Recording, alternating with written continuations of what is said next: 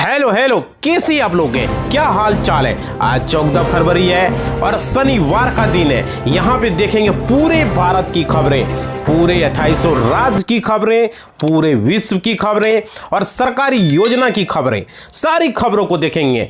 14 फरवरी की खबरों पर नजर डालते हैं। तो आज का पंचांग में आज शनिवार का दिन है और देखिए फागुन माह के कृष्ण पक्ष की द्वादशी तिथि है। इसके बाद त्रयोदशी तिथि शुरू हो जाएगा। द्वादशी तिथि 4:01 तक है। नक्षत्र पूर्वाषाढ़ा है। इसके बाद उत्तराषाढ़ा नक्षत्र हो जाएगा। सिद्धि योग बन रहा है। तो कहीं भी जाने से पहले आप लोग जरूर पंचांग को स्क्रीन पर एक बार देख लें, क्योंकि आप लोगों का यात्रा सुगम हो इसलिए हम पंचांग लेकर आते हैं। ये बेहद जरूरी होता है। कहीं भी यात्रा करो भाई तो यहां पे हर दिन आप लोगों के लिए लेकर हम आते हैं। पूरी खबरों को यहां पे देखेंगे, पूरे भारत की खबरें, पूरे राज्य की। और आज का इतिहास में 2019 में जम्मू कश्मीर के पुलवामा में सीआरपीएफ काफिले पर आतंकी हमला, 40 जवान शहीद। और 2007 में भारत में मातृ पितृ सीजन दिवस की शुरुआत आज ही के दिन हुआ था भाई। तो यहां पे 14 फरवरी के दिन यह शुरुआत हुआ था। सारी खबरों को चलिए अब देखते हैं एक एक करके। विधान परिषद से सपा का वॉकआउट, गुस्साए महना को सुरेश खन्ना ने मनाया भाई। देख सकते हो यहां पे यूपी विधानसभा के बजट सत्र का कल जो है 5वां दिन था। राज्यपाल के अभिभाषण पर चर्चा का जवाब सीएम योगी देंगे। इससे पहले टोका टोकी करने से स्पीकर सतीश महाना भाजपा विधायक कतई सिंह पर भड़क गए। उन्होंने कहा सदन चलाना मेरा काम है भाई। देख सकते हो। तो चलिए अगली खबर, केंद्रीय मंत्री हरदीप सिंह पुरी के इस्तीफे की मांग को लेकर हंगामा कल हुआ। लोकसभा की कार्रवाई 9 मार्च तक स्थगित कर दी गई है। पहले सत्र के पहले चरण के आखिरी दिन शुक्रवार को भी लोकसभा में भारी हंगामा देखने को मिला। हंगामे की वजह से एक बार फिर लोकसभा की कार्रवाई नहीं चल सकी कल और 9 मार्च तक के लिए कार्रवाई स्थगित कर दी गई। अब लोकसभा की कार्रवाई बजट सत्र के दूसरे चरण में शुरू होगा भाई। चलिए अगली खबर, बदल गया पीएमओ का पता। पीएम मोदी ने किया सेवा तीर्थ का उद्घाटन भाई। देख सकते हो प्रधानमंत्री मोदी ने शुक्रवार को सेवा तीर्थ बिल्डिंग कॉम्प्लेक्स का उद्घाटन किया, जहां से वे अपना नया कार्यालय संचालित करेंगे। इस कदम से देश के पावर सेंटर में बदलाव आएगा और प्रधानमंत्री कार्यालय की नई शुरुआत होगी भाई। तो ये सबसे बड़ी अपडेट मोदी जी का। चलिए अब अगली खबर को देखते हैं एक एक करके भाई। सब समझ सकते हो पूरी खबरें, भारत की खबरें को यहां पे अब देखते हैं। समझ रहे हो? देखिए ये जरूरी है। बिहार भाजपा के प्रदेश अध्यक्ष संजय चौरवी की मां का निधन, देर शाम होगा अंतिम संस्कार। कल देर शाम को किया गया है।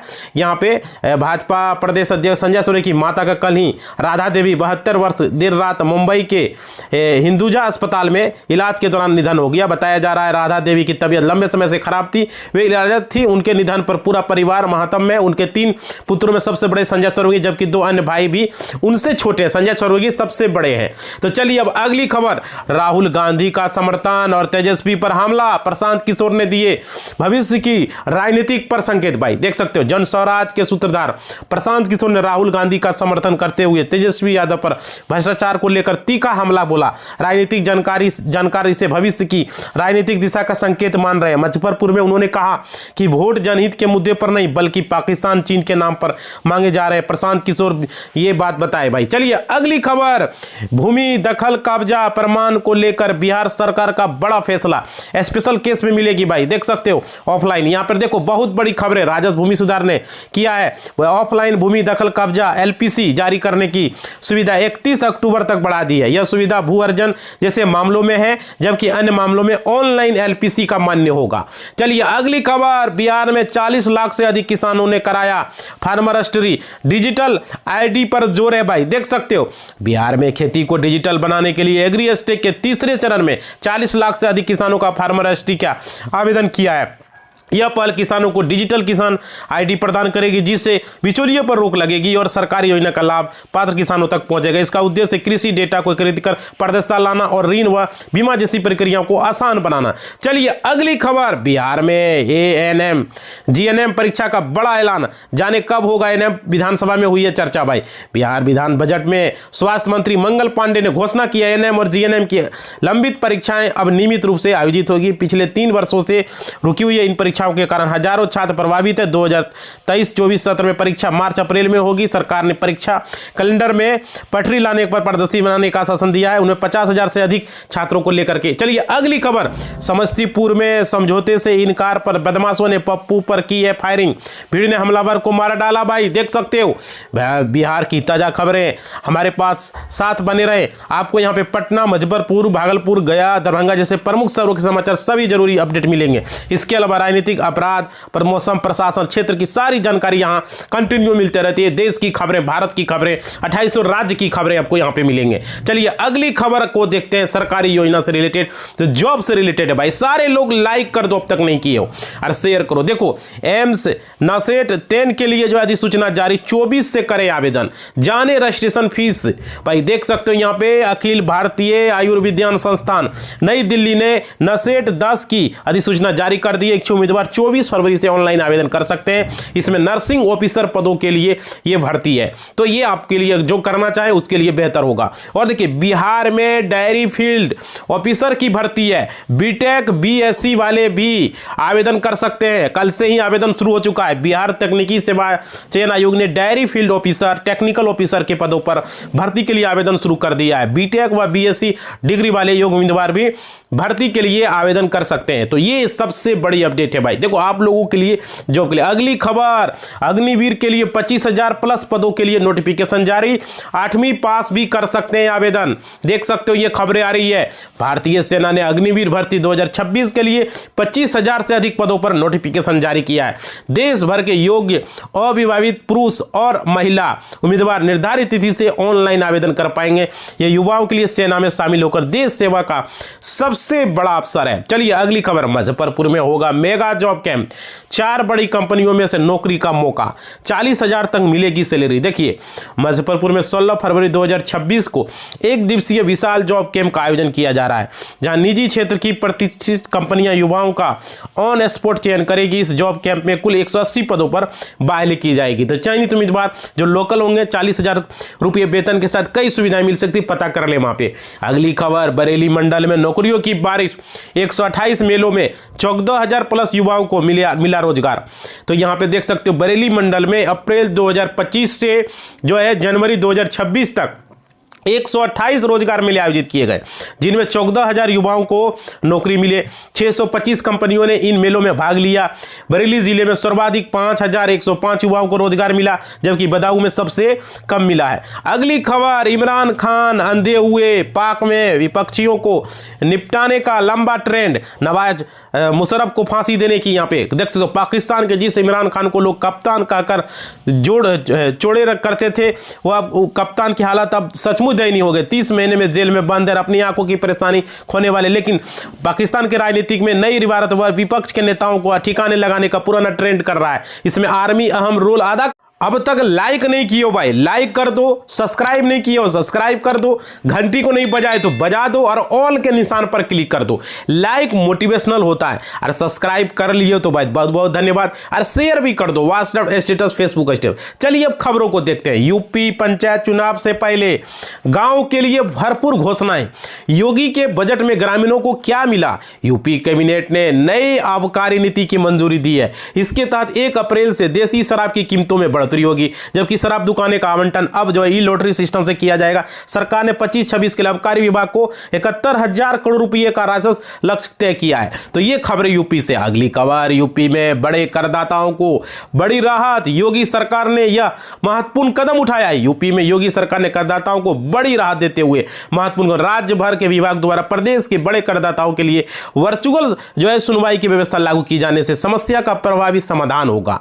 चलिए अब अगली खबर को देखते हैं। यूपी में आपने देख लिया किस तरीके से करदाताओं को मिला। देखिए अगली खबर में, यूपी में 16 साल के बच्चों का भी ड्राइविंग लाइसेंस बनेगा। योगी सरकार ने केंद्र को भेजा है प्रस्ताव। भाई बहुत बड़ी खबरें आ रही है यूपी से। यूपी सरकार 16 साल के किसानों को हल्के इलेक्ट्रिक वाहन का ड्राइविंग लाइसेंस देने पर विचार कर रही है। परिवहन मंत्री ने बताया केंद्र से अनुमति मांगी गई है। मोटर वाहन अधिनियम में संशोधन के बाद 16 से 18 आयु वर्ग के सीमित श्रेणियों के लाइसेंस मिल सकते हैं। तो ये सबसे बड़ी यूपी से आ रही है। ये अच्छी खबर है, क्योंकि आजकल बच्चे इलेक्ट्रिक वाहन चलाते हैं। अगली खबर, बिजली क्षेत्र को यहाँ पे 65,926 करोड़ का बूस्ट, यहाँ पे जगमगाएंगे गांव और मजबूत होगी ग्रामीण इकोनॉमी भाई। मुख्यमंत्री योगी आदित्यनाथ के नेतृत्व में उत्तर प्रदेश में बिजली संपदा की नई कहानी लिख रहा है।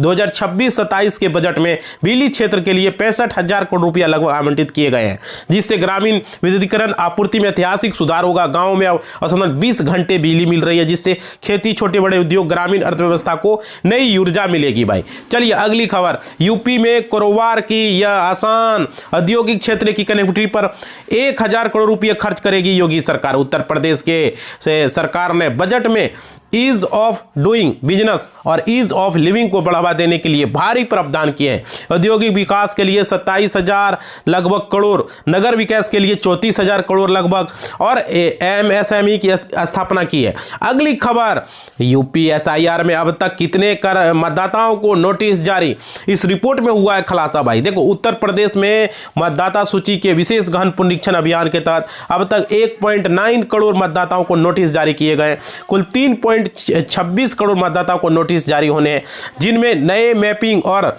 तार्किक विसंगतियों को शामिल है। मुख्य निर्वाचन अधिकारी नवदीप ने किया है। चलिए अगली खबर है, जल संसाधन विभाग को 7,127 करोड़ का आवंटन 5.35 लाख हेक्टेयर में। देख सकते हो बिहार बजट में जल संसाधन विभाग ने 7,000 करोड़ रुपये का आवंटित किए हैं। विभाग का लगभग जो है 5 लाख हेक्टेयर क्षेत्र में सिंचाई को बहाल करना, जिस पर कि 689 करोड़ रुपये खर्च होंगे। यह कार्य 7 निश्चय 3 के तहत होगा। विभाग बाढ़ नियंत्रण और कोसी मेची नदी को जोड़ेगी।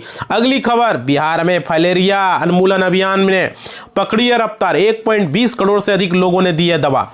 देख सकते हो बिहार में फलेरिया उन्मूलन अभियान से गति पकड़ी, जिसके तहत अब 1.20 करोड़ से अधिक लोगों ने दवा का सेवन किया है। 10 से 27 फरवरी तक चलने वाले इस राज्यव्यापी अभियान में 40 से अधिक शिविर का लगाए गए हैं स्वास्थ्य कर्मी। और यहाँ पे अगली खबर है, खुराक अपनी देखभाल खिला रहे हैं, जिसका उद्देश्य राज्य को ये आवंटन करना। चलिए अगली खबर, रिकॉर्ड पर रिकॉर्ड, एसबीआई ने रच दिया इतिहास। जानिए कब कैसे हुआ इस बैंक की शुरुआत। भारतीय स्टेट बैंक कई रिकॉर्ड जो है अपने नाम कर लिया, देश का दूसरा सबसे बड़ा बन गया है। मार्केट कैप में एसबीआई ने आईसीआई बैंक को पीछे छोड़ दिया है। दरअसल पिछले हफ्ते में एसबीआई ने दमदार नतीजे पेश किए, जिसके बाद शेयर में तूफानी तेजी एसबीआई को देखने को मिला भाई। तो ये खबरें देख सकते हो, पूरी खबरें एसबीआई को। अगली खबर, निजीकरण के विरोध में बंद रहे बैंक, 300 करोड़ का लेन देन ठप, एटीएम भी हो गए खाली भाई। देख सकते हो यहाँ पे बैंकिंग क्षेत्र में निजीकरण को श्रम कानूनों के विरोध में गुरुवार को जिले में 250 से अधिक बैंक सेवाएं बंद रही। लिपिक और कैशियर हड़ताल पर रहे, इससे करीब 300 करोड़ का लेन देन प्रभावित रहा। बैंक में सिर्फ पूछताछ कार्य ही हो सका भाई। तो यहाँ देख सकते हो, तो बैंकों में इस तरीके से हड़ताल पर गए। अगली खबर, कानपुर में हड़ताल से बैंक में 325 करोड़ की क्लियरिंग फंसी है। केंद्रीय कार्यालय में भी कामकाज प्रभावित है। केंद्रीय श्रम संगठन में आहवान पर कानपुर में बैंकों की सरकारी कार्यालय में हड़ताल। यूपी बैंक एम्प्लॉय यूनियन से भी बैंकों में कारोबार ठप रहा, जिसके कानपुर में 1600 करोड़ रुपये का लेन देन प्रभावित है। पीएनबी में भी 325 करोड़, क्लियरिंग सहित 600 करोड़ का यहाँ पे है। तो भाई देख सकते हो किस तरीके से यहाँ पे हड़ताल पर गए बैंककर्मी। अगली खबर, यूपी में कब होंगे पंचायत चुनाव, आरक्षण के पेच में प्रावधान है। बीडीसी और जिला पंचायत चुनाव कितने दिन टलेगा भाई। देख सकते हो उत्तर प्रदेश में इन दिनों गांव-गांव एक ही बात की चर्चा है, पंचायत चुनाव कब होगा। बड़ा सवाल है।